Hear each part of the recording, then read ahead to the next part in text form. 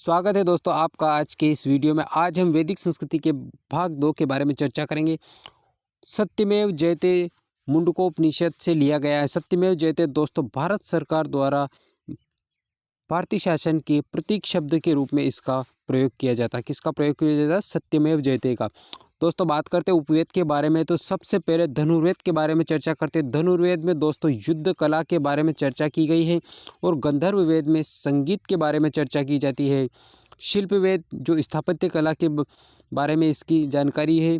आयुर्वेद में जीवन विज्ञान से जुड़े तथ्यों के बारे में जानकारी प्रदान की गई है। स्मृतियाँ वैदिक साहित्य में शामिल नहीं थे, इनको धर्मशास्त्र के नाम से जाना जाता है। दोस्तों जो जितनी भी स्मृति ग्रंथ है इनको किस नाम से जाना जाता है? धर्मशास्त्र के नाम से जाना जाता है। मनुस्मृति दोस्तों सबसे प्राचीन ग्रंथ है, स्मृति ग्रंथ है और सबसे पहली स्मृति ग्रंथ है। इसको लिखा कब लिखा गया? शुंग के काल में, लगभग द्वितीय सदी ईसा पूर्व में इसका निर्माण किया गया था। अगला पॉइंट, धूसर मृदभांड संस्कृति का रचयिता किसको माना जाता है? तो दोस्तों धूसर मृदभांड संस्कृति का रचयिता आर्यों को माना जाता है। किसे माना जाता है? धूसर मृदभांड संस्कृति का रचयिता। बात करते हैं अपन आर्यों के बारे में आगे। तो आर्यों का मुख्य व्यवसाय था दोस्तों पशुचारण। कृषि का स्थान गौण था।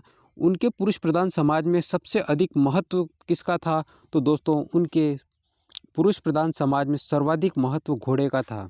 दोस्तों आर्यों का जो समाज था वो पुरुष प्रधान समाज था। भारत में आर्य ईरान से होते हुए आए थे।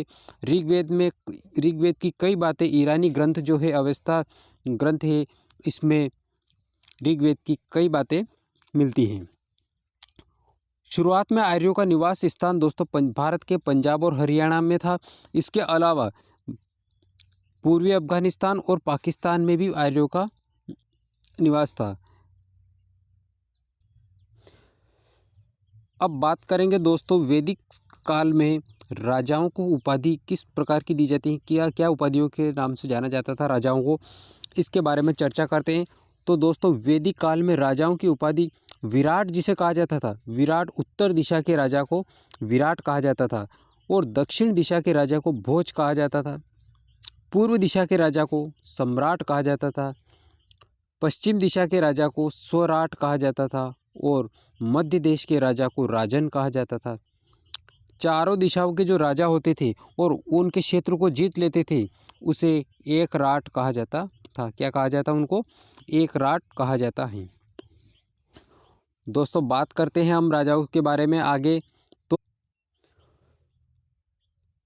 राजसूय यज्ञ करने वाला जो होता है दोस्तों, राजसूय यज्ञ करने वाले को राजा कहा जाता है। राजा वही कहलाता था तो दोस्तों जो राजसूय यज्ञ की उपाधि, राजा की उपाधि उसी को मिलती थी जो राजसूय यज्ञ करवा लेता था। सम्राट की उपाधि किसे मिलती है दोस्तों? तो सम्राट की उपाधि उसे मिलती जो वाजपेयी यज्ञ कराने वाले को सम्राट की उपाधि दी जाती थी। राजसूय यज्ञ कराने वाले को तो राजा की उपाधि प्रदान की जाती थी और सम्राट की उपाधि किसे दी जाती? वाजपेयी यज्ञ कराने वाले को।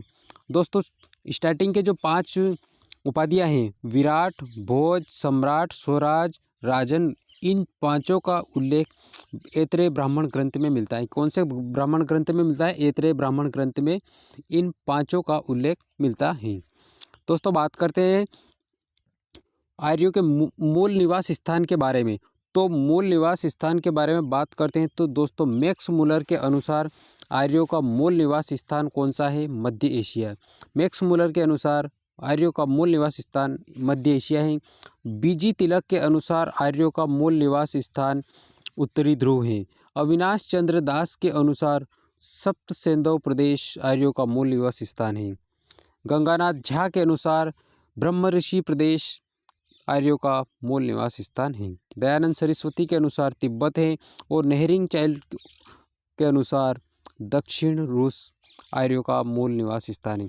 दोस्तों आज का वीडियो आपको अच्छा लगा हो तो इन्फॉर्मेटिव और जानकारी आपको अच्छी लगी हो तो लाइक कीजिए, कमेंट कीजिए और अपने दोस्तों में वीडियो को ज़्यादा से ज़्यादा शेयर कीजिए। चैनल पे नए हैं तो सब्सक्राइब कर लीजिए। मिलते हैं अगले वीडियो में, तब तक के लिए धन्यवाद।